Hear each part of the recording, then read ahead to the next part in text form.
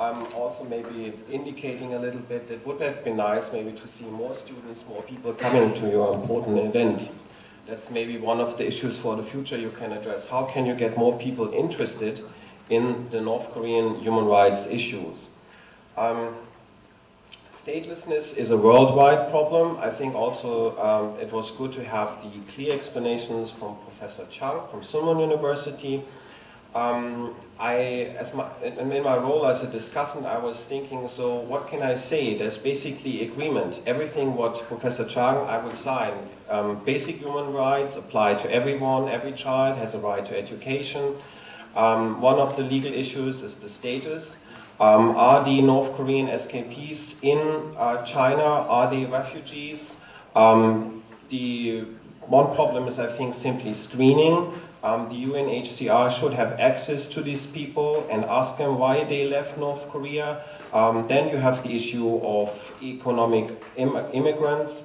Mr. Do, I share your opinion. I think because of the political consequences they face, and that they become later, irrespectively, where maybe they left for economic reasons, but they become political outcasts. So I would also applaud the Refugee Convention to them. But I'm wondering whether most states would agree, and I think that matters in that respect. And I think that's my first question to Professor Chang.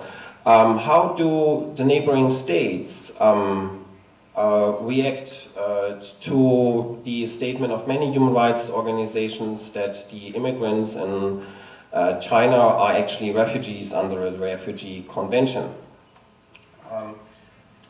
Another issue is, I was trying to research a little bit, have there been comparable cases where people have been stateless, they had no rights, and the problem was actually fixed?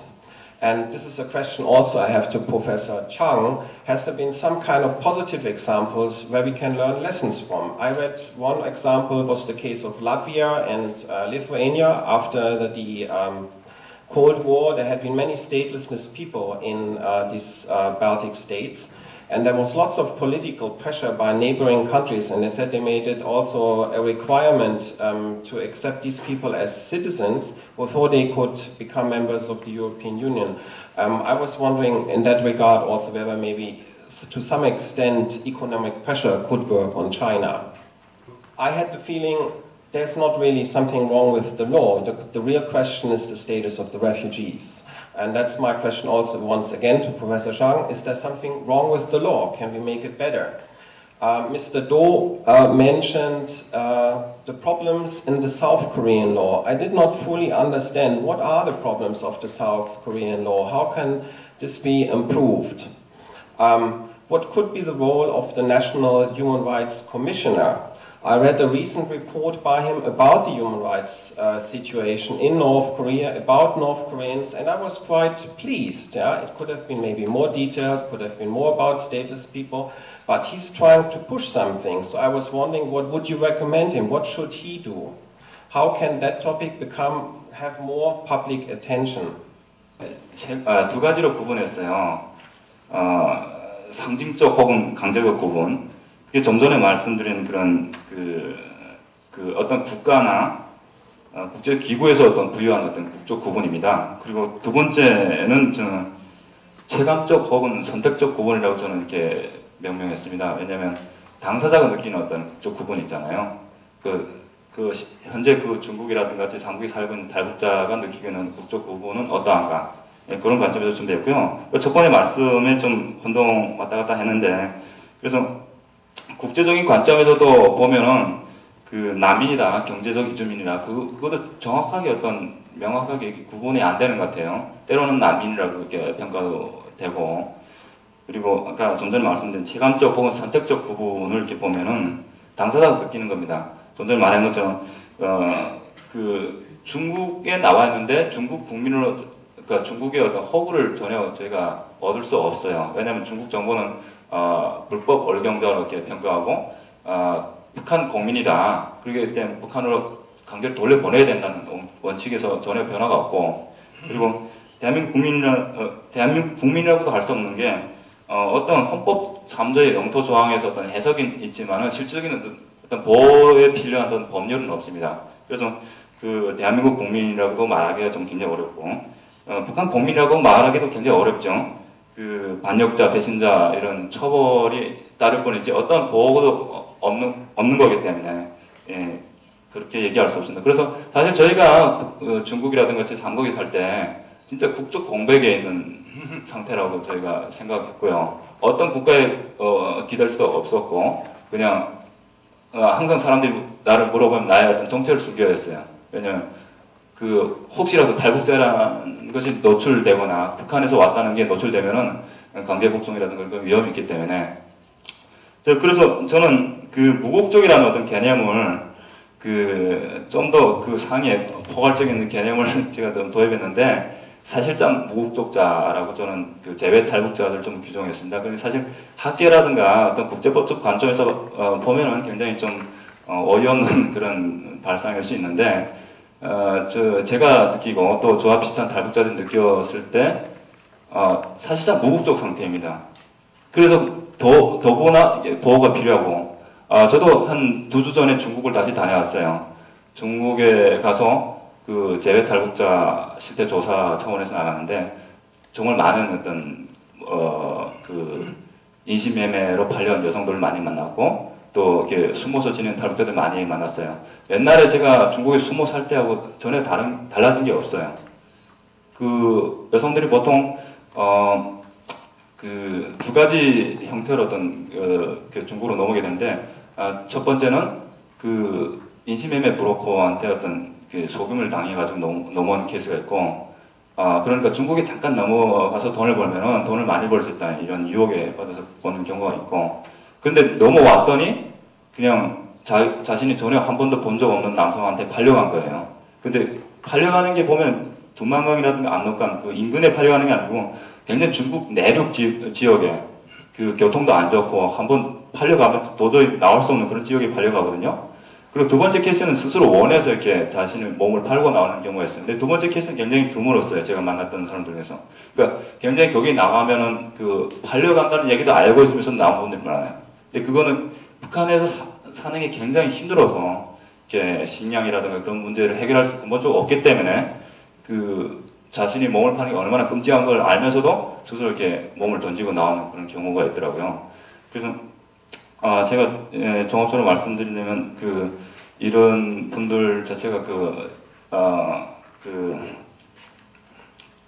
사실상 무국적 탈북자고 그리고 이 자녀들 같은 경우 지금 무국적 아까 장복길 교수님 말씀대로 이렇게 그 무국적 탈북자 그 범위에 귀속되는데 이 어머니들 보호라든가 이런 부분도 그 무국적 상태에 있는 자녀 못지않게 굉장히 중요했습니다. 왜냐하면 보통 그 여성들이 10,000원에서 40,000원 사이로 이렇게 이민폐 10,000원에서 30,000원 사이로 이렇게 중국에 팔려오는데 팔려왔다가 또 이렇게 팔려갈 위기에 굉장히 많이 놓여 있어요.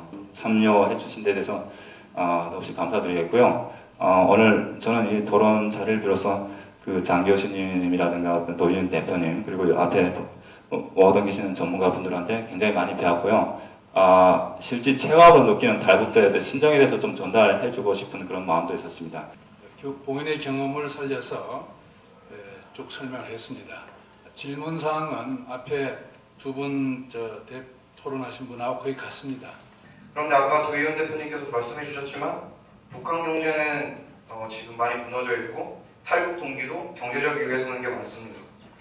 그리고 지금 현재 북한 경제는 대외적 의존도가 되게 심각한데 아까 말씀하실 때 인도적 지원과 국가적 지원을 구분해서 해야 된다고 하셨거든요. 그것에 대해서 어떻게 구분할 수 있는지. We could contribute would be very helpful, and you run an organization yourself. My question to you is if you can give any concrete examples of how students like myself can get involved. Thank you. 이 사편 사람들의 악행보다는 이 선량한 사람들의 섬뜩한 침묵을 더 개탄한다라는 말이 있거든요. 그래서 어떤 인권 침해 벌일 때 일단 하여튼 알려야 됩니다. 그러기 위해서는 더 이상 악화되지 않게 만드는 것이죠. 그래서 이렇게 일단 막 일단 실태가 뭔지 모른다면 이건 뭐 문제가 있는 점도 모르니까요. 알게 된 이상은 알려야 되고 일단 사실 이 난민이나 무국적자 해결 문제는 가장 좋은 거는 어쨌든 개인의 그 의사에 따라서 자기 고향에서 사는 게 제일 좋거든요. 그래서 지금 이렇게 위험한 상황이 있으면 보호를 받지만은 그 자발적인 의사에 의해서 난민도 보호를 받다가 자기 땅으로 돌아가는 것이고 그동안 이제 보호하는 게 제일 중요하고요. 그게 이제 자발적 보호기관이고 두 번째는 이제 발디딘 땅에서 살게 하는 것인데 이 기아 문제도 지금 이런 이 무국적자나 난민협약에서는 권고사항이기 때문에 그리고 귀화법 같은 것도 그 나라의 문제이기 때문에 이거는 꼭 어떻게 의무적으로 이렇게 얘기를 할 수 없습니다. 지금 난민 협약을 좀 개선할 필요가 있겠는가? 있는 것도 좀 적용이 안 되고 혹시 미비해가지고 적용 안 되는 건 아닌가? 그거는 아니라고 봅니다. 포괄적으로 종합적으로 접근해 나가야겠다고 말씀드리겠습니다. 감사합니다. 감사합니다. 지금 북한에 나온 우리 탈북 여성들, 우리 대한민국의 어머니가 될 사람들입니다. 그 사람들이 중국 땅에서 인신매매 당하고 강간당하고 내 딸이 그랬다고 여러분 생각 한번 해보시고 내 어머니가 그랬다고 생각을 해보시고 또 내 부인이 그랬다고 생각을 한번 해보면은 김정일은 단 하루라도 이 한반도에서 살아있어서는 안 된다고 저는 생각을 하고 갑자기 그 마음이 들어서 참 울컥 눈물이 나올 뻔했습니다. 그 마음으로 지금도 이 운동을 하고 있다 말씀드리고요. 법 개정 문제는 그렇습니다. 이거는 무주국자의 국정 문제 뭐 이런 것들을 넘어서서 북한 인권법을 만들어야 됩니다. 이게 핵심이고요. 미국도 지금 남의 나라 이야기처럼 이 문제를 가지고 적극적으로 남의 나라임에도 불구하고 북한 인권법을 만들어서 지금 미국 국무부도 지금 후원으로 들어와 있습니다만은 이렇게 하고 있는데 당사국인 우리나라가 이 문제에 대해서 정치권에서 아직도 인권 문제를 정치적으로 논의하고 있다. 참 후진국이죠. 국회만 후진국입니다. 국민들의 수준은 아주 높은데 그 부분이 제일 중요한 문제다. 법적인 문제는 바로 인권법을 개정해 나가는 거다. 그리고 그 안에는 우리가 지금 말로만 헌법에 우리 북한 주민들, 우리 주민들 만들어져 있다. 이렇게만 이야기하고 있는데 한반도 부속도서다. 저는 이 말장난으로 생각합니다. 말장난이 아니라 구체적인 행동으로 보이는 것이 바로 이런 문제를 해결하는 것이죠. 그거라고 보고요. 두 번째 국가인권위원회 문제는 국가인권위원회는 국제적으로 회의가 있습니다. 각국의 국가인권위원회들이 이 회의를 아주 중요하게 다뤄야 되는데 이번에 아주 멍청하게도 우리가 의장국이 될 수 있음에도 불구하고 그걸 포기했죠. 아주 바보십니다. 그만큼 자신도 없고 북한 인권 문제에 대해서 나설 용기도 없고 그게 지금 북한 인권위원회였는데 변화되어야 된다고 봅니다. 그리고 인도적인 부분과 대북 지원의 문제는 여러분 한번 고민 한번 해봅시다. 인도적인 지원은 저도 지금 북한 어린이 돕자고 또 하는 측면이 있는데요. 어떻게 인도적인 지원을 하느냐가 중요한 겁니다. 김대중 노무현이가 뭘 잘못했습니까? 퍼줬지만은 북한이 잡아놨던 이산가족 문제 해결했습니까? 단 한 건도 해결 안 했죠. 바로 그런 부분들을 당당하게 우리의 것을 자국민 보호라는 차원에서 요구할 것을 요구하면서 가는 것이 바로 대북 지원이라는 겁니다. 그 부분이 이루어지지 않을 때는 상호주의를 해야 되는 거죠. 이 개념으로 말씀을 제가 드리는 거고요. 어쨌든 전체적으로 북한의 문제는 우리 문제입니다. 남의 문제가 아니거든요. 그리고 가장 최악의 상황에서 놓여있고 지금 당장 우리의 실천들을 기다리고 있는 상황에 책임을 가진 우리들이 움직이지 않는다면 저는 공범의식을 가져야 된다고 봅니다. 이상입니다. It all boils down really to this. I personally believe that a society is measured not only in economic terms. There's been a great emphasis on, for example, here in South Korea, to reach $20,000 per capita GDP, for example. And I understand there's even a new proposal to double that. But I would recommend that a society is not merely measured by how much money it makes.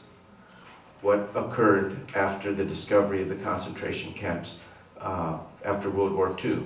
So I urge young people in particular, in some way, shape, or form that uses your talents and expertise to the most, please respond from your heart to the situation. I guarantee you, you will not regret it. 고맙습니다.